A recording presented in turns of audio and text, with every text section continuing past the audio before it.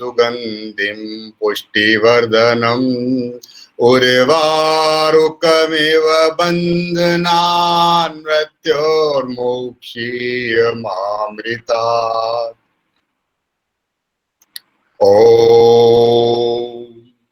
यो देवो अग्नौ यो अप्सु यो विश्वं भुवन्मा विवेश य ओषधीषु यो वनस्पतिषु तस्मै देवाय नमो नमः।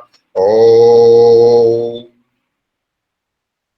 एक बार पुनः आपकी सेवा में प्रस्तुत हूं और जो मुझे अवसर दिया है उसके पीछे भावना यह है कि अगर कोई बिंदु पिछली बार छूट गया हो तो उसको समावेश करते हुए हम उसमें कुछ और जो भी बाकी बचा है उस पर बात करने की कोशिश करें। मैं कोशिश करूंगा कि रिपीट न हो कोई चीज, लेकिन जो जरूरी है वो होगी।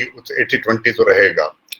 लेकिन जब हम आज बात करते हैं तो सबसे पहली बात ये करें कि जितने भी आप्त पुरुष हुए हैं, जितने भी विवेकी पुरुष हुए हैं, प्रबुद्ध पुरुष हुए हैं, प्रज्ञा चक्षु हुए हैं, चाहे वो महर्षि दयानंद सरस्वती हो, चाहे वो महर्षि पतंजलि हो, चाहे गैरन ऋषि हो, कोई भी जितने भी ये महान ऋषि हुए, इन्होंने मन पर काम किया, चित्त पर काम किया, शरीर पर काम नहीं किया।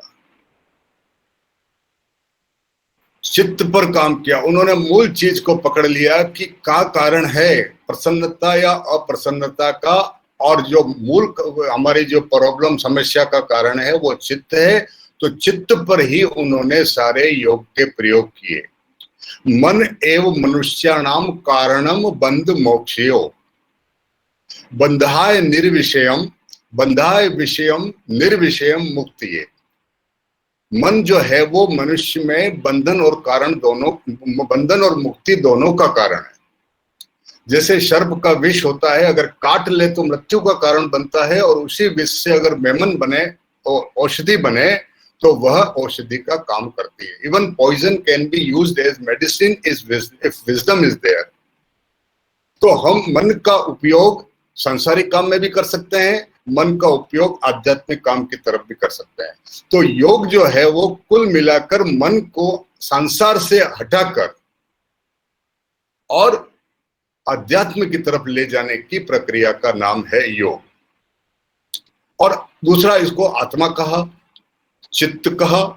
तो चित्त और आत्मा और मन की शुद्धि के लिए शरीर के ऊपर टिके रहना, शरीर पर बात करना ठीक वैसा ही है जैसे कोई बाथ टब में बैठकर कहे कि मैं तैरना सीख गया, या कोई अपने घर में कोई टंकी होती है अंडरग्राउंड, उसमें बैठ के कहे कि मैं तैरना सीख गया। तैरना तो तब सीखते हैं जब समुद्र की लहरों का सामना हो और उनसे विजय प्राप्त करके हम जब तैरते हैं तो उसको तैरना कहते हैं। तो शरीर स्थूल है और हमें स्थूल से सूक्ष्म की तरफ बढ़ना है, आत्मा की तरफ बढ़ना है। और भी उदाहरण लीजिए, भगवान महावीर ले लीजिए। महावीर स्वामी ने स्पष्ट कहा, आया समरे आया साइयों में आया ही पचक खाने, संफी की अप गमप एणम। आत्मा को आत्मा से देखो। जितने भी विद्वान हुए उन्होंने आत्मा पर काम किया और मन पर काम किया, और मन पर काम करने की वजह से ही मन ही आज सबसे बड़ा सबल होना चाहिए, आत्मबल, जिसको आज विज्ञान कहता है इम्यूनिटी। और उसके बाद जब आत्मा सबल हो जाती है, मन सबल हो जाता है, तो जब इस तरह का योग करके सच्चे योग के बाद हम निकलते हैं तो श्वेताश्वतर उपनिषद क्या कहता है कि न तस्य रोगो जरा न मृत्यु प्राप्तस्य योगाग्निमय शरीरम।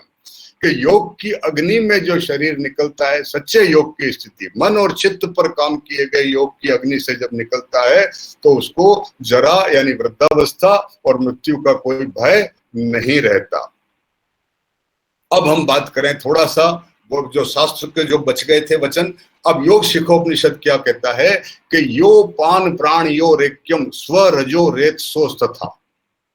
यो पान प्राण यो रेक्यम स्वरजो रेत सोस्तथा सूर्या चंद्रम सौर योगो संयोग पर जीवात्म परमात्मनो संयोगो और द्वंद्व जालस्य संयोगो इति योग उच्यते। श्वेताश्वतर उपनिषद जो है वो ये बात कह रहा है, और इसी बात को भगवत गीता में कहा, अपाने ज्योति प्राणम प्राणे पानम तथा परे प्राणापान गति विदुवा प्राणायाम परायणा। तो अपान और प्राण इस पर सबसे ज्यादा विचय काम किया गया। और क्यों किया गया वायु पर काम? कि वायु के लिए क्या कहा है कि चले वाते चलम चित्तम, चले वाते चलम चित्तम निश्चले निश्चलम भवेत। अगर वायु आपकी चलायमान है, वायु का मतलब सांस प्रश्वास, अगर सांस प्रश्वास चलायमान है तो मन चलायमान है। और भगवत गीता में क्या कहा कृष्ण ने अर्जुन से? असंशयम महाबानो बाहो, असंशयम महाबाहो मनो दुर्निर्ग्रहम चलम अभ्यासेन तो कौन्ते वैराग्यंच गृहीते। और इसी बात को महर्षि पतंजलि ने क्या कहा कि चित्त की वृत्ति के लिए अभ्यास वैराग्याभ्याम तान निरोध। सबकी बात एक शामिल हो रही है। महर्षि दयानंद सरस्वती का देखें आप, सत्यार्थ प्रकाश में उन्होंने किसी भी आसन का जिक्र नहीं किया, शरीर का जिक्र नहीं किया, प्राणायाम का जिक्र किया, और 1 घंटे ध्यान करना ही चाहिए वर्ड यूज किया है, ही वर्ड यूज किया है। इसका मतलब आप समझ सकते हैं कि मन और चित्त को कितना महत्व दिया महर्षि दयानंद सरस्वती, क्योंकि ध्यान मन की अवस्था है, ध्यान मन की अवस्था है, और मन को एक जगह ध्यान पर एकत्र करने के लिए ये जरूरी है। एक जगह दूसरा हठ योग में क्या लिखते हैं कि इंद्रियाणाम मनोनाथो, इंद्रियाणाम मनोनाथो, इंद्रियों को मन नियंत्रण में करता है, मनोनाथस्य मारुतः, और मन को वायु नियंत्रित करती है, सांस प्रश्वास। तो जिसने भी सांस पर प्रयोग किए उनका एक ही मकसद था और एक ही निर्णय निकला कि सांस को शांत कर लो, मन शांत हो जाएगा। सांस की चंचलता को समाप्त कर दो, मन की चंचलता समाप्त हो जाएगी। और यही वजह है कि हर जगह महर्षि पतंजलि ने श्वास प्रश्वास का गति को तोड़ने की बात की, विच्छेद करने की बात की, कुंभक करने की बात की। और महर्षि दयानंद सरस्वती ने तीसरे समोल्लास में स्पष्ट लिखा कि प्रच्छर्दन विधारणाभ्याम व प्राणस्य, कि सांस को बाहर फेंक कर रोक दो, सांस को अंदर मत आने दो। जब सांस रुक जाएगी तो आपका मन की चंचलता रुक जाएगी, सांस के साथ मन की चंचलता बढ़ती है। तो प्राणायाम का मतलब सांस करना नहीं है, किसी प्रकार का फेफड़े वगैरह सब ये ऊपर ऊपर की तल की बातें हैं। मूल बात यह है कि जब आपकी सांस संतुलित हो जाती है, कंट्रोल नहीं, बिल्कुल रेगुलेट हो जाती है, सांस तारतम्य जब हो जाता है सांस का आपके उससे, और शिथिल हो जाती है सांस, तब आपके अंदर मन की शांति होती है। अब थोड़ा सा बात करें अथर्ववेद में क्या लिखा है? इमामी यानी पंचेंद्रियाणी, इमामी यानी पंचेंद्रियाणी मनः षष्ठानि हृदय संस्थानी, यानी 5 इंद्रियां और मन छठा। अथर्ववेद में इंद्रियों की बात की है। आज इंद्रियों की बात हम नहीं करते क्योंकि इंद्रियों का सुख हमारे लिए सबसे महत्वपूर्ण है, और आसन प्राणायाम भी हम इसीलिए करते हैं कि इंद्रिय सुख और बढ़े। तो आसन प्राणायाम का जब उद्देश्य गलत हो जाता है, आसन का मतलब केवल स्थिरता है और प्राणायाम का मतलब सांस को नियंत्रण करना, सांस को संतुलित करना। अब इसी प्रकार से अगर अपन योग शिखोपनिषद देखें, अब इसको समझना बहुत बढ़िया सूत्र है कि हकारेण बहिर्याति, हकारेण बहिर्याति सकारेण विषेत पुनः, हकारेण बहिर्याति सकारेण विषेत पुनः मंत्रोयम हंस हंसेति, हंस हंसेति मंत्रोयम सर्वे जीवस्य जप्यते। हर जीव हर पल अनजाने में स ह का प्रयोग करता है, जो कि सो हम का मंत्र है। आप ध्यान से देखना, जब आप सांस भरते हैं तो स की स्वाभाविक आवाज आती है, और जब छोड़ते हैं तो ह की स्वाभाविक आवाज आती है। स, तो ये हमारे योग शिखोपनिषद में लिखा हुआ है कि हकारेण बहिर्याति सकारेण विषेत पुनः। अब हठ योग की बात करें, संक्षेप में हम ले रहे हैं, फिर व्यवहारिक पक्ष पे आएंगे कि हकारेण तू सूर्य स्यात्, हकारेण तू सूर्य स्यात् सकारेण दुरुच्यते, सूर्या चंद्रम सौर्योगो हठ योग उच्यते। कि हकार यानी कि सूर्य और ठकार यानी कि चंद्र, और सूर्य और चंद्र का जब मिलन होता है तो हठ योग होता है। ये मैं वेद उपनिषद की बात कर रहा हूं, अभी मैं साधारण सामान्य अपठनी ग्रंथ की तो हम बात ही नहीं करते, अपठनी ग्रंथ की हम बात ही नहीं करते। हम तो महर्षि दयानंद सरस्वती के द्वारा पठनी ग्रंथों का जो वर्णन है उन्हीं पर केंद्रित करते हैं, और जो अपठनी ग्रंथों का पाठ करते हैं उनसे भी हमारा निवेदन है कि महर्षि दयानंद सरस्वती के निर्देश हैं कि सत्य कहीं भी मिले स्वीकार कर लो। अगर अपठनीय ग्रंथ में भी कोई बात सही है तो उसको स्वीकार तो करो, उसमें से भी अगर आप गलत ढूंढ रहे हैं तो फिर कोई कारण नहीं है कि आप सच्चे योग मार्ग को पकड़ सकें।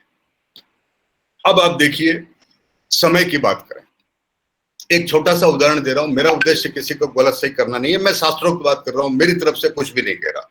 जो समय निर्धारित किया गया 21 जून जो योग दिवस किया, अब हमारे शास्त्र क्या कहते हैं कि अगर किसी को योग आरंभ करना है, अगर किसी को योग आरंभ करना है तो भैरंड संहिता के पहले अध्याय का 9वां सूत्र देख लेना, जिसमें साफ लिखा है कि मार्च, अप्रैल और सितंबर, अक्टूबर इन 4 महीनों में योग का प्रारंभ करना चाहिए, और बाकी के दिनों में निषेध बताया है योग को करना। ये मैं नहीं कह रहा, बिल्कुल मैं आपको शास्त्र का श्लोक दे रहा हूं, नंबर दे रहा हूं।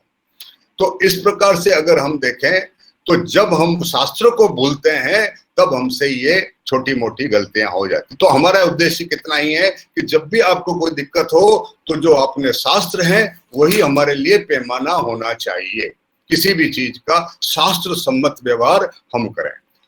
अब बात करते हैं, अगर हम उदर श्वसन जो ब्रीदिंग हम लेते हैं उसमें जो पहले हमने बताई थी 3 स्टेप रुद्मिक ब्रीदिंग, तो उदर श्वसन यानी एब्डोमिनल ब्रीदिंग, उसके बारे में शास्त्रों में कई जगह लिखा है। वातक्रम, कपालभाति, आपके ताड़ागी मुद्रा, योनि मुद्रा, शक्तिशालिनी मुद्रा, शीतली प्राणायाम, भुजंगिनी, प्लाविनी, ऐसी कई क्रियाओं में उदर श्वसन का जिक्र है, जिस पर हम विस्तार से अभी चर्चा नहीं करेंगे।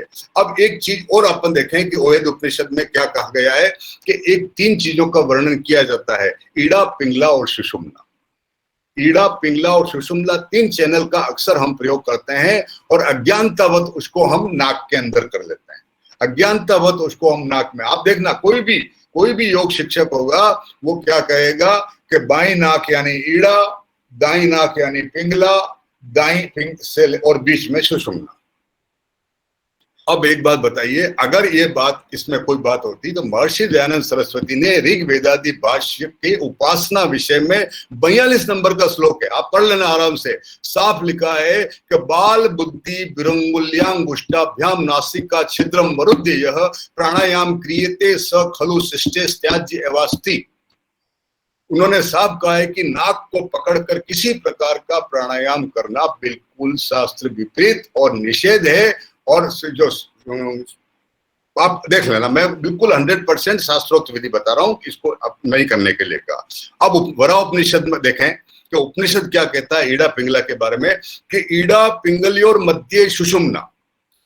वराहोपनिषद कह रहा है कि ईड़ा पिंगलियोर मध्य सुषुम्ना नाभि मंडले संस्थिता, नाभि मंडल में है, नाक पे नहीं है, नाभि मंडल के अंदर ईड़ा और पिंगला है। ईड़ा बाईं तरफ है, पिंगला दाईं तरफ है, और बीच में सुषुम्ना है। और इसको आप ध्यान के साथ ही पकड़ सकते हो, अंगूठे उंगली से नहीं पकड़ सकते। इसलिए महर्षि दयानंद सरस्वती ने इस मूल को पकड़कर अंगूठे उंगली की बात को बिल्कुल डिस्कार्ड किया कि ये कोई इतना आसान नहीं है कि आपने ईड़ा को इससे पकड़ लिया। ईड़ा और पिंगला आपके स्पाइन में है, नाभि मंडले साफ लिखा हुआ है, और उसको पकड़ने के लिए आपका ध्यान जो है वो वहां जाना चाहिए, और उसी ध्यान के आधार पर अपने को काम करना है। अब अगला प्रश्न करें, वापस अब शरीर पे लौटते हैं कि हम लाख कितना भी सैद्धांतिक बातें कर लें, हम जिस शरीर में हैं उस शरीर को हमें स्वस्थ रखना है, और इसी शरीर से हमें सुख दुख प्राप्त होता है। ठीक है, हम तो जो शांति पाठ में 3 बार ओम शांति बोलते हैं तो वो तीनों प्रकार के तापों से मुक्ति की बात करते हैं, लेकिन सामान्य व्यक्ति के लिए शरीर महत्वपूर्ण है। तो उस शरीर के बारे में बात करें कि स्वस्थ शरीर किसको कहते हैं, तो शास्त्रोक्त बात करें, जिम की भाषा हम बात नहीं कर रहे, आधुनिक की बात नहीं कर रहे, हम कहते हैं कि सुश्रुत संहिता। आयुर्वेद जो है ऋग्वेद का उपवेद है, आयुर्वेद वेद का ही ज्ञान है जो हमें आयुर्वेद के विद्वानों के माध्यम से हम तक पहुंचाया गया। तो सुश्रुत संहिता क्या कहती है कि समदोषः समाग्निश्च, समदोष समाग्निश्च समधातु मलक्रिय। ठीक है, त्रिदोष जो है वात पित्त कफ समान होने चाहिए, सम दोष सम धातु 7 धातु समान होनी चाहिए, और उसके बाद समाग्नि, अग्नि समान होनी चाहिए, और मल क्रिया, मल विसर्जन यानी कि टॉक्सिन्स का बाहर निकलना जरूरी है, वो निश्चित नियमित होना चाहिए। लेकिन अभी फिर यहाँ रुकते नहीं है, फिर वो क्या कहते हैं कि प्रसन्नात्मेन्द्रिय, प्रसन्नात्मेन्द्रिय मनः स्वस्थ इति विधीयते, कि इतना सब होने के बाद भी अगर मन प्रसन्न नहीं है तो भी आदमी स्वस्थ नहीं। यानी कि सुश्रुत संहिता में भी मन पर जोर दिया गया है। इसलिए हमने शुरू कहां से किया था कि मन एवं मनुष्याणाम कारणम बंधु मोक्षयोग। तो सुश्रुत संहिता में भी मन को महत्व दिया। अब थोड़ा सा इन पे चर्चा कर लें। स्वस्थ के अंदर त्रिदोष का क्या मतलब है कि वात, पित्त और कफ, ये तीन दोष जो हैं वो आयुर्वेद चिकित्सा का आधार है। ये तीन जब समान होते हैं तब हमारे शरीर में कोई व्याधि नहीं होती, और इन तीनों में असमानता होने पर व्याधि होती है। और व्याधि से मुक्त होने के लिए इन तीनों को समन कर लेना जरूरी है। ठीक है, अब तीन दोष कौन कौन से हैं? वात के अंदर क्या होता है कि वात कुपित कब होता है? वृद्धावस्था में। समय निर्धारित है कि प्रायः वृद्धावस्था में वात कुपित होता है, इसीलिए आपको जॉइंट्स के पेन जो हैं वो वृद्धावस्था में ज्यादा परेशान करते हैं। वात के लिए वृद्धावस्था है। और समय कौन सा है वात के लिए? 4 AM या 4 PM, शाम को 4 बजे या सवेरे 4 बजे वात जो है वो सबसे ज्यादा कुपित होने की संभावना रहती है। पित्त जो है वो युवा वर्ग को प्रभावित करता है और उसका समय है 2 AM या 2 PM। और उसी प्रकार से कफ जो है वो बच्चों को प्रभावित करता है और इसका समय है मॉर्निंग का समय, प्रातः का समय। तो इन तीनों दोषों को समान करने के लिए हमारे योग में ये आपका भस्त्रिका प्राणायाम जो है वो तीनों दोषों को समान करता है, इसलिए हम भस्त्रिका पर ज्यादा जोर देते हैं। और आज के कोरोना काल में तो भस्त्रिका का महत्व बहुत ज्यादा बढ़ जाता है। तो दोष हो गए 3 संक्षेप में। अब अग्नि, समाग्नि। अग्नि क्या है? जठराग्नि। जठराग्नि, जठराग्नि के बाद दत्वाग्नि और भूताग्नि। भूताग्नि का मतलब जो 5 प्रकार की अग्नि भूताग्नि होती हैं जो 5 तत्व उत्पन्न करती हैं। पहले अप्यादि यानी पानी, जल, फिर पार्थिवी, पृथ्वी, उसके बाद आकाशी, नभी, उसके बाद वायव्य, और 5वीं अग्नि है तेजस। तेजस यानी अग्नि। तो 5 प्रकार की ये अग्नि होती हैं भूताग्नि। अब धत्वाग्नि, 7 प्रकार की धत्वाग्नि होती हैं, जिसमें अस्थाग्नि, अस्थाग्नि, रसाग्नि, रक्ताग्नि, रक्ताग्नि और मेदाग्नि, मज्जाग्नि और शुक्राग्नि। इस प्रकार से आप देखिए 7 प्रकार की अग्नि होती है, और इन 7 प्रकार की अग्नि जब समान होती है तब हम उसको कहते हैं कि ये 7 अग्नि समान हो गए। तो अस्थाग्नि, मांसाग्नि, मेदाग्नि, मज्जाग्नि, रसाग्नि, रक्ताग्नि और शुक्राग्नि, ये हो गई आपकी 7 प्रकार। अब समदोष, समाग्नि और सम धातु, तो 7 धातु शरीर में उत्पन्न होती है। जब हम भोजन करते हैं तो उससे 7 प्रकार की धातु उत्पन्न होती है। उन 7 में भी समानता होनी चाहिए। अस्थि, मांस, मेद, मज्जा, रस, रक्त और शुक्र। तो इस प्रकार से ये अग्नि भी समान होनी चाहिए। उसके बाद क्या विषमाग्नि है और जठराग्नि है। जब तीनों अग्नियां समान होती हैं तो उसके बाद आपकी अग्नि, इसीलिए आपने देखा होगा कि जब अग्नि प्रज्वलित नहीं हो तब भोजन नहीं करना चाहिए। पुराने लोग आज भी 2 बार भोजन करते हैं। तो जब आपकी जठराग्नि प्रबल हो तब भोजन करने पर भोजन का पाचन सही होता है। अब बात करें वापस अगर हम योग की यात्रा की बात करें तो पहले ये समझ लें योग शरीर का कोई प्रयोग करने से पहले कि शरीर है क्या और योग यात्रा क्या है। ग्रोस और शटल 2 चीजें समझ लें। एक है ग्रोस, एक है शटल। ग्रोस का मतलब यह है स्थूल, फिजिकल, और शटल का मतलब है सूक्ष्म। तो ग्रोस और शटल का जब हम उपयोग करते हैं तो ग्रोस क्या है? Physical body.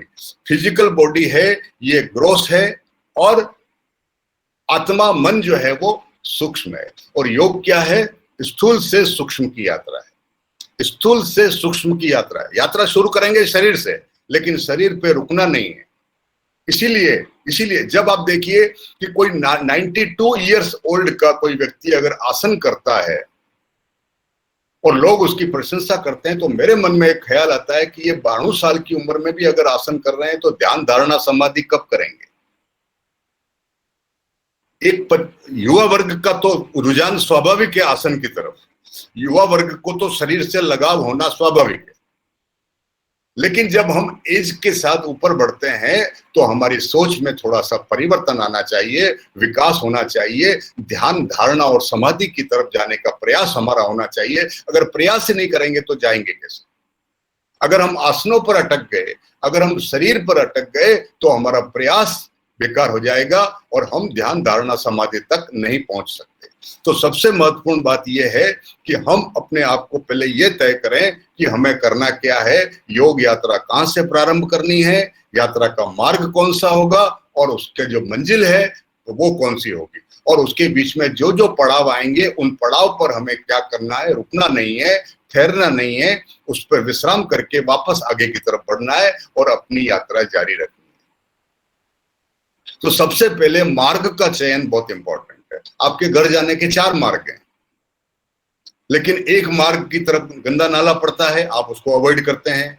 एक मार्ग में कांटे हैं, आप अवॉइड करते हैं। एक मार्ग में रोड खुदी हुई है, आप उसको अवॉइड करते हैं, और जो मार्ग सबसे अच्छा है उसको आप अपनाते हैं।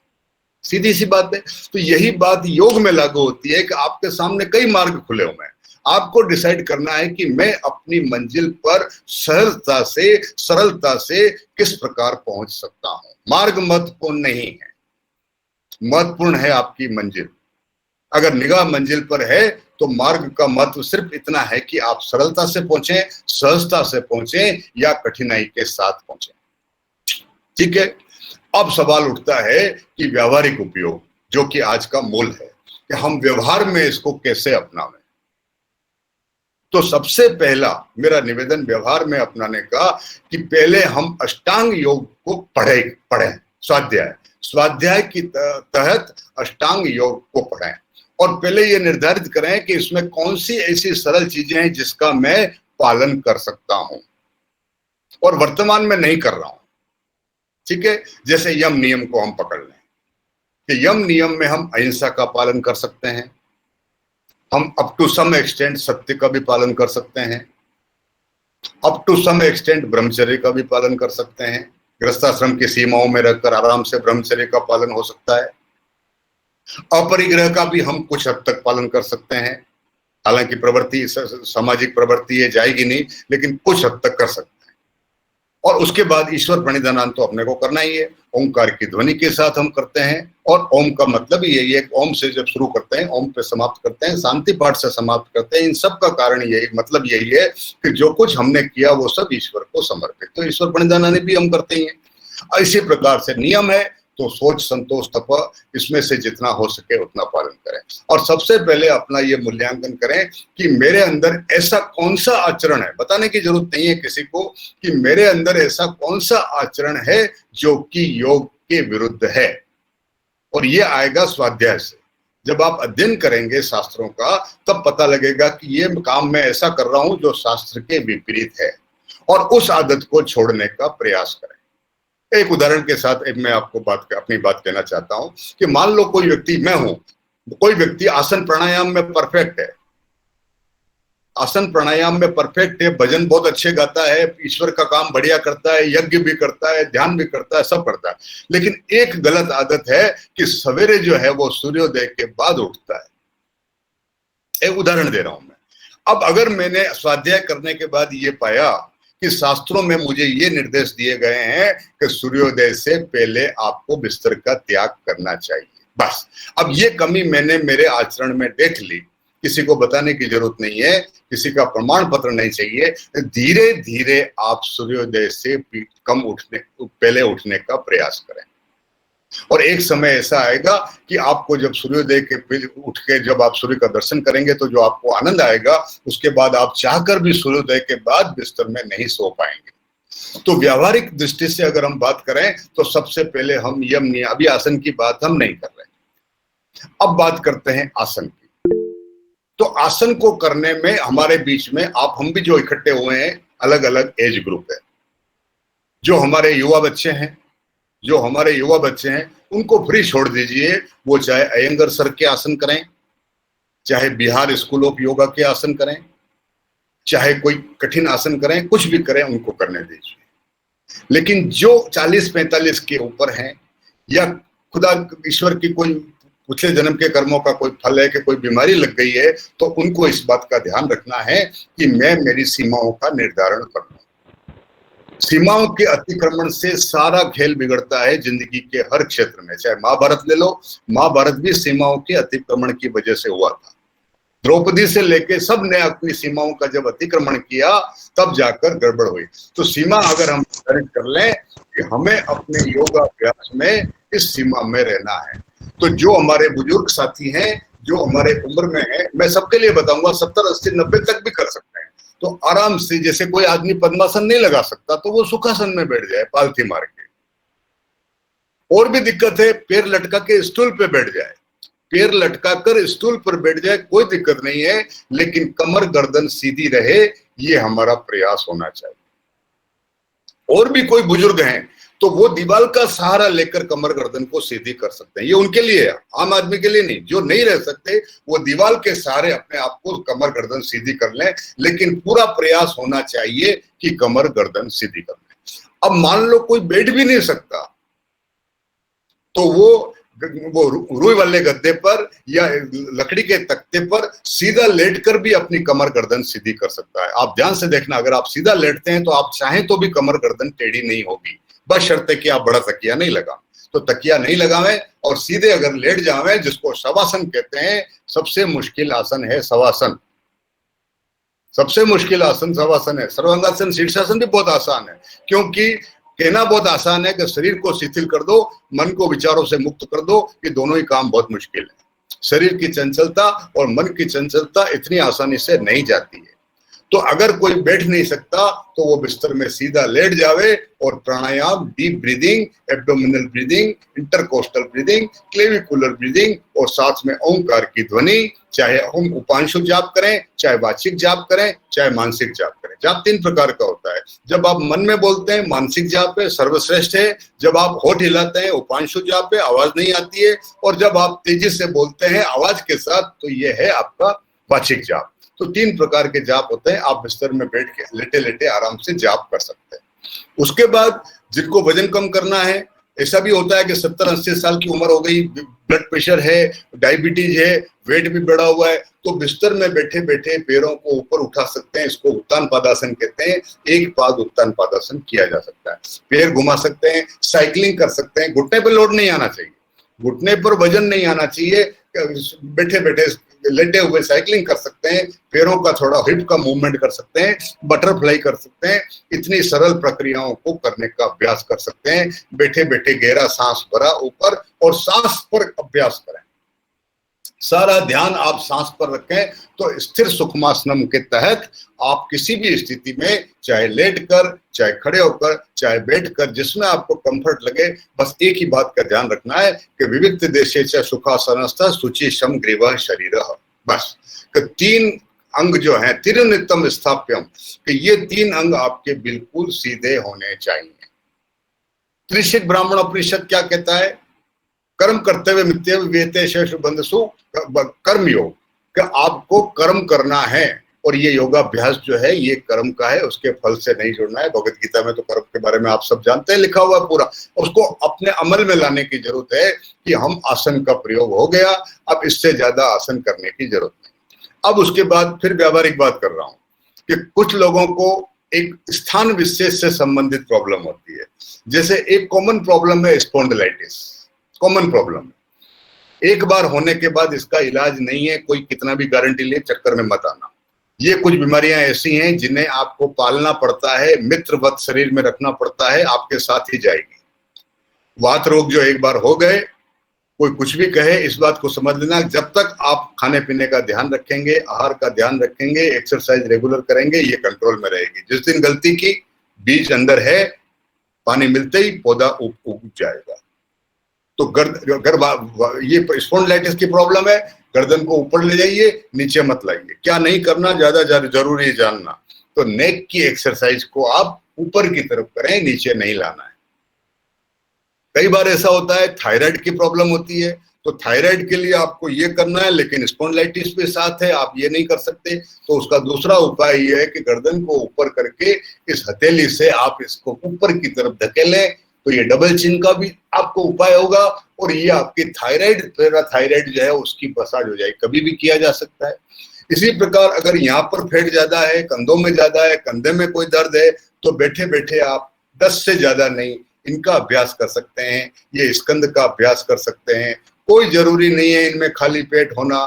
तो ये व्यावहारिक पक्ष ये है कि आप अपने योगाभ्यास कार्यक्रम को टुकड़ों में बांट दीजिए। सबके पास 1 घंटा दरी बिछाकर बैठने का समय नहीं है। प्रैक्टिकल बात यह है कि आप इसको टुकड़ों में बांट लीजिए। जिन क्रियाओं में खाली पेट चाहिए उसको सवेरे कर लीजिए, उसके बाद बाकी क्रियाओं को दिन में। फिंगर्स के जॉइंट, एक आर्थराइटिस हो जाता है आज एक उम्र के बाद, तो छोटे मोटे जॉइंट्स को, ये जिनमें दर्द होता है, इनको आपको दिन में 5-7 बार, एक बार में 10 से ज्यादा नहीं, 100 मत कर लेना, 10-10 बार इसको घुमाइए। और एक कोशिश करिए कि 24 घंटे में कम से कम शरीर के सारे जॉइंट्स नीचे से ऊपर तक, ये आपका ये कलाई हो गया, ये फिंगर्स हो गया, ये आपका टेनिस एल्बो से बचाव के लिए हो गया। बहुत धीरे धीरे, मैं थोड़ा फास्ट चल रहा हूँ, समय को ध्यान में रख के बहुत धीरे धीरे करना है। ये थोड़ा कंधा हो गया, कंधा हो गया, ये गर्दन का एक्सरसाइज हो गया। ये डीप ब्रीदिंग में आप देखिए, बैठे बैठे, सामने टीवी चल रहा है, कोई दिक्कत नहीं है, बैठे बैठे आराम से ये करिए, ठीक है। अगर घुटने की तकलीफ है, वज्रासन मत लगाइए। किताब कुछ भी कहे, किताब और शास्त्र प्रैक्टिकल में यही अंतर है। किताब तो कहेगी खाना खाने के बाद वज्रासन पे बैठो, किताब तो यही कहेगी कि खाना खाने के बाद वज्रासन पे बैठो, लेकिन 45-50 के बाद अधिकांश लोग ऐसे हैं जो जमीन पे नहीं बैठ सकते, इंडियन टॉयलेट में नहीं बैठ सकते, तो उनसे वज्रासन की उम्मीद करना अव्यवहारिक होगा। तो वो स्टूल पे बैठ जाएं, पैर लटका के बैठ लें, लेकिन मूल बात का ध्यान रखें, कमर गर्दन सीधी रहे और ध्यान सांसों पर रहे। सांसों पर ध्यान करना बहुत जरूरी है, और हर सांस के साथ ओम सोहम का प्रयोग होना चाहिए। तस्य वाचक प्रणवः, महर्षि पतंजलि ने स्पष्ट कहा है, एक ओंकार सतनाम, बाकी सब बेकार। तो ओम तत्सत जो हमारा ब्रह्म वाक्य है उपनिषद का, ओम तत्सत, उसका प्रयोग हमेशा होना चाहिए हर सांस के साथ। आसन के बाद प्राणायाम का जिक्र आता है, तो प्राणायाम के अंदर अब अपन क्या कर सकते हैं, जो युवा वर्ग है उनको बताने की जरूरत नहीं है, सारी सीढ़ियां पड़ी हुई है। मैं व्यावहारिक पक्ष उन्हीं के लिए कर रहा हूं जिनको की योगाभ्यास में दिक्कत आती है या नियमित अभ्यासी नहीं है, ठीक है। बाकी भस्त्रिका हम चर्चा कर चुके हैं पिछली बार, खूब करिए आराम से। लेकिन जो नहीं कर सकते हैं, हमारे ऐसे साथी भी हैं, ग्रैंडफादर हो सकते हैं, ग्रैंड मदर हो सकती है, 80 साल 90 साल से किसी भी एज के हों, वो क्या कर सकते हैं वो बताऊं। अब क्या उद्देश्य प्राणायाम का, कि हमारे फेफड़े सबल रहे। एक समय के बाद आपको फेफड़े खराब होते हैं तो निमोनिया से, कोरोना छोड़ो, कोरोना तो अब आया है, निमोनिया से लेके अस्थमा, ब्रोंकाइटिस, सांस लेने में तकलीफ, खांसी, ये सब चीजें आपको परेशान करती हैं। कोरोना तो अपनी जगह है ही। तो इन सब का एक ही उपाय है कि आपके फेफड़े मजबूत होने चाहिए। अब फेफड़े मजबूत करने के लिए सबसे पहले तो यह है कि फेफड़े को ऑक्सीजन पूरी देनी है। तो गहरा सांस भरने की आदत डालें और लंबी सांस करिए, दीर्घ करना। महर्षि पतंजलि ने भी यही कहा है कि दीर्घ सूक्ष्म। तो दीर्घ का क्या मतलब है कि बढ़ते समय पूरा समय लीजिए और छोड़ते समय उससे ज्यादा समय दीजिए। मैं जो पिछली बार बात कर चुका हूं उसको रिपीट नहीं करना चाहता हूं, इसलिए मैं वो प्राणायाम नहीं बता रहा हूं जो मैं पिछली बार बता चुका। बस सीधा ही रखें कि गहरा सांस भरा और उससे भी गहरा छोड़ा, गहरा सांस भरा और उससे भी गहरा छोड़ा। और फिर इसके अंदर अगर आप आध्यात्मिक टच दे दें तो एक सांस को गायत्री मंत्र के साथ भरें, एक मंत्र महामृत्युंजय का मन में बोलें। देखिए आप प्रैक्टिकल करके देख सकते हैं, मैं बोल के बता रहा हूँ, ओम भूर्भुवः स्वः तत्सवितुर्वरेण्यं भर्गो देवस्य धीमहि धियो यो न प्रचोदयात्। भर गया, एक के दो के साथ छोड़ दीजिए, ओम भूर्भुवः स्वः तत्सवितुर्वरेण्यं भर्गो देवस्य धीमहि धियो न प्रचोदयात्, ओम भूर्भुवः स्वः, खाली हो गया। इसी तरह से फिर भरिए, फिर छोड़िए। तो बढ़ते समय एक मंत्र, छोड़ते समय 2 मंत्र, और धीरे धीरे अपनी कैपेसिटी बढ़ाइए। और उसके बाद बीच बीच में करीब करीब दिन में 4-5 बार अपनी सांस को अचानक कहीं रोक के देख लीजिए। अचानक, जैसे अपन बैठे हैं और घड़ी सामने है, ये रोक लिया, अब देखें 25 सेकंड रुकता है कि 15 सेकंड रुकता है कि 30 सेकंड रुकता है। और रोज कैपेसिटी बढ़ाइए, 2 सेकंड, 3 सेकंड, 5 सेकंड। किसी पद्धति में मत उलझना, क्या नाम है इसका, इसमें मत उलझना, अभी कुछ मत करना, शास्त्र में क्या नाम दे रखा है उससे कोई मतलब नहीं। मूल बात पकड़े कि मैं मेरी सांस को लंबी करूं और रोकूं। कितना रोक सकते हैं, अंदर कितना रोक सकते हैं, बाहर कितना रोक सकते हैं, और कितना रोकना है, घबराहट नहीं होनी चाहिए, ऐसा नहीं होना चाहिए, कंफर्टेबली रोकना और धीरे धीरे अपनी कैपेसिटी बढ़ानी। कल अगर 15 सेकंड रोका था तो आज 17-18 सेकंड रोकें। ठीक है, मैं अपनी समय की सीमा को ध्यान में रखते हुए अब और प्रैक्टिकल अप्रोच आपके सामने रखता हूं कि अगर आपने कभी देखा हो किसी जमाने में हमारे जो महिलाएं हैं वो सबसे ज्यादा स्वस्थ रहती थी, उसका कारण ये था कि सारे आसन घर में झाड़ू पोछा और कपड़े धोने में लग जाते थे, और उसके बाद चक्की चलाने में जो क्रिया आज करनी पड़ती है शिविर में मंच पे बैठ के, वो वहां हो जाती थी। और उसके बाद जो वो चूल्हा फूंकते थे, अगर आप ध्यान से देखें, ये भस्त्रिका प्राणायाम का ही एक रूप था। तो अनजाने में उनके फेफड़े बिल्कुल मजबूत रहते थे। अब हम वो सब तो नहीं कर सकते। अब क्या करना है वो देखिए। यदि हमारे किसी बुजुर्ग साथी का फेफड़ा अगर कमजोर हो गया है, कोरोना का कोई इन्फेक्शन है, हल्का इन्फेक्शन है, तो उसमें क्या करना है, ये देखिए, ये बैलून ले लीजिए, एक बैलून ले लीजिए और बैठे बैठे इसको फुलाना है। गहरा सांस भरा, 1 2 3 बार में बैलून को फुलाया और खाली कर दिया। ऐसे बार बार इस बैलून को आप फुलाते रहें तो आपका एक्सरसाइज भी होगा। स्पोर्ट्स की तरह छोटे बच्चा साथ में हो सकता है, अपना पोती नाती पोती को साथ में लेके बैठे बैठे आप बैलून फुलाइए, तो आपके लंग्स की एक्सरसाइज हो जाएगी। दूसरी एक एक्सरसाइज मैं आपको बताना चाहता हूं, एक गिलास में आप पानी भर लीजिए, और एक जो ये स्ट्रॉ होता है, स्ट्रॉ, इस स्ट्रॉ को आप पानी में डाल दीजिए और बैठे बैठे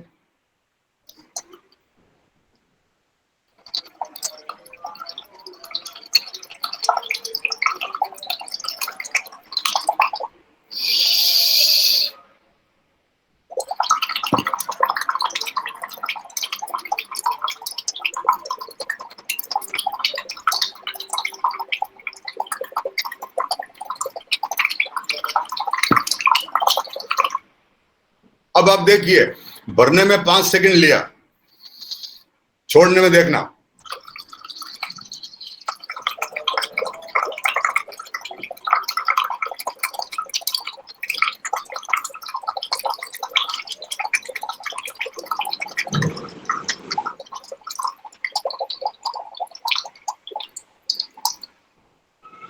हवा खत्म होते बुलबुले बंद हो जाएंगे। ये एक प्रक्रिया बैठे बैठे आप आराम से कर सकते हैं कभी भी।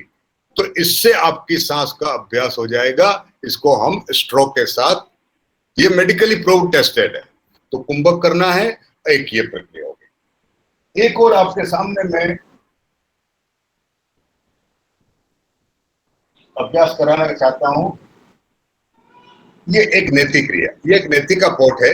आज के तारीख में नेति का प्रयोग करना है नाक को साइड रखने के लिए।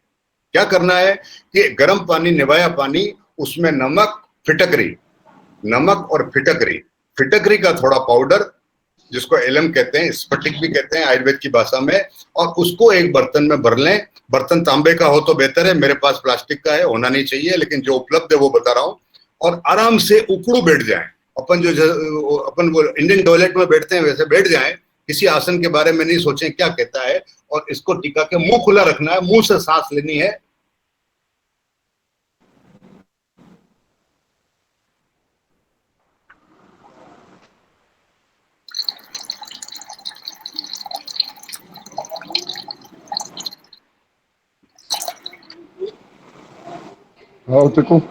ठीक है, ये क्रिया आप कर लें जब भी, और पर्टिकुलरली जब आप बाहर से आवे, भीड़ भाड़ वाले किसी इलाके से आवे और किसी ऐसी जगह से आवे जहां इन्फेक्शन की संभावना है, तो आते ही घर पे गर्म पानी का गरारा गले में, तो गला और नाक इन दोनों को आपको कंट्रोल करना है।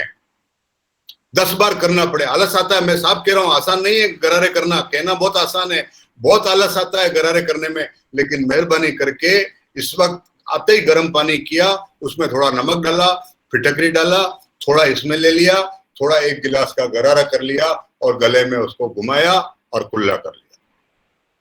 तो अगर कोई इन्फेक्शन आपके शरीर में एंटर हुआ है तो फेफड़े में जाने से पहले उसको बाहर फेंक दीजिए इस माध्यम से। तो थोड़ा, और इसी के साथ जब आप इसको पानी को साफ करेंगे, नाक में पानी रहना नहीं चाहिए, क्रिया की निकलने दीजिए। तो भस्त्रिका प्राणायाम से आपने अपनी नाक भी साफ कर ली, तो और नाक के अंदर किसी प्रकार का कोई कीटाणु, कोई वायरस अगर है तो वो बाहर निकल जाएगा। ठीक है, तो ये आपका शरीर का एक अभ्यास हुआ कि आपने शरीर को कोशिश की साधने। फिर बात वही आती है कि कितना भी कर लो, अगर मेरे पूर्व जन्म के कर्मों के फल से कोई व्याधि आनी है तो आएगी, उसको ईश्वर का सजा या ईश्वर का प्रसाद या ईश्वर की मेहरबानी समझ के उसको स्वीकार करना और वापस कहां लौटना, जहां से शुरू किया था कि बात करेंगे मन पर, क्योंकि मन ही सारी बीमारियों की जड़ है। मन के पास कोई अवयव नहीं है, मन के पास कोई हाथ पैर नहीं है जो वो आपको बतावे कहां तकलीफ हो रही है, तो वो इस शरीर के माध्यम से आपको बताएगा कि आपको कहां तकलीफ हो रही है। तो हम बात करें, वापस मन पर लौटें और चित्त की तरफ लौटें। इसलिए अगला प्राणायाम क्या है, भस्त्रिका भी हो गया, जलनेति भी हो गई, भ्रामरी प्राणायाम। तो मन की तरफ लौटने के लिए आंख, बाहर से हम किससे जुड़ते हैं, आंख और कान से। तो आंख कान को बंद करिए, किसी भी विधि से करिए, इस चक्कर में पढ़िए मत कि पहली उंगली कहां दूसरी उंगली कहां। शास्त्र के हिसाब से पहली उंगली आंख पर है, लेकिन आप चाहे जैसे बंद करें और गहरा सांस भर के भंवरे की ध्वनि उत्पन्न करें। अब इसमें भी आप देखना, अनजाने में आपको, जैसे कभी आप बचपन में मेले में गए हो तो वो पुंगी आती ना, वो उस तरह से आपने फेफड़े को भर लिया और बिना मुंह खोले ओम बोलने की कोशिश करेंगे तो जो साउंड आएगी वो इतनी लंबी होगी, आप करके देख लीजिए। गहरा सांस भरें, खाली 5 सेकंड में भरेंगे।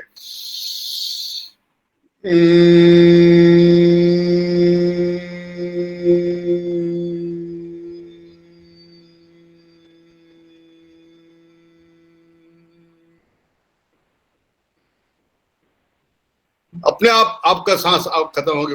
15-20 बार इसको कर लीजिए। लेटे लेटे कर सकते हैं, बिस्तर में लेट के करिए, खड़े खड़े करिए, बालकनी में खड़े हो तब करिए, जहां मौका मिल जाए करिए, पेट का कोई रोल नहीं है। तो भ्रामरी प्राणायाम आपको अंदर की तरफ ले जाएगा और उसके बाद आखिर में फिर उद्गीत प्राणायाम, ओंकार की ध्वनि, अकार उकार और मकार की साउंड। आप ध्यान से देखना, अगर आप अपने मेरे आप होठ को देखना, फिर इसमें अपन फिट करेंगे, खोलना और बंद करना।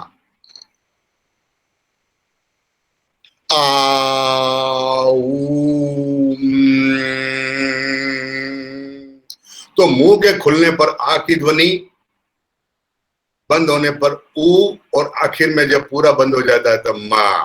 तो ओम की ध्वनि का लंबे समय तक उच्चारण करते रहें तो ओंकार की ध्वनि से हम ईश्वर से जुड़ते हैं। और जो उद्देश्य था कि जीवात्मा परमात्मा संयोगो, जीवात्मा और परमात्मा के संयोग को योग कहते हैं, वहां तक पहुंचने का प्रयास करें।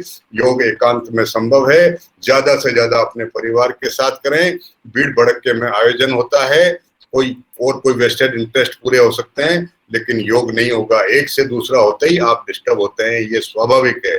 तो योग हमेशा, इसीलिए साफ लिखा हुआ है, विविक्त देशेच सुखासनस्तः, बिल्कुल एकाकी। भगवद गीता में भी साफ लिखा है, एकाकी स्थान में आपको योगस्थ होना है, योग की स्थिति में आना है। ठीक है, समय के साथ जो चल रहा है उसको भी स्वीकार करना है, लेकिन हमें मालूम होना चाहिए कि हमारे शास्त्र क्या कहते हैं। हम लोग जो आर्य समाज से जुड़े हुए हैं, प्रबुद्ध वर्ग की श्रेणी में आते हैं, उनका व्यवहार भी प्रबुद्ध वर्ग का होना चाहिए। हमसे ये गलती की उम्मीद नहीं हो सकती कि हम कोई ऐसा आचरण करें जो शास्त्र के विरुद्ध हो। इस बात का हम अगर ध्यान रखेंगे तो हम योग की मार्ग की तरफ आगे बढ़ेंगे और हमारा जीवन सुचारू रूप से चलेगा, दिनचर्या सुचारू रूप से चलेगी। और मनुष्य जन्म जो मिला है वो योग साधना के लिए मिला है, कोई पशु योग साधना नहीं कर सकता। मैं समय सीमा को ध्यान में रखते हुए अपनी बात को यहीं समाप्त करता हूं, और कोई भी कुछ प्रश्न करना चाहे तो आमंत्रित करता हूं। धन्यवाद। ओम तत्सत।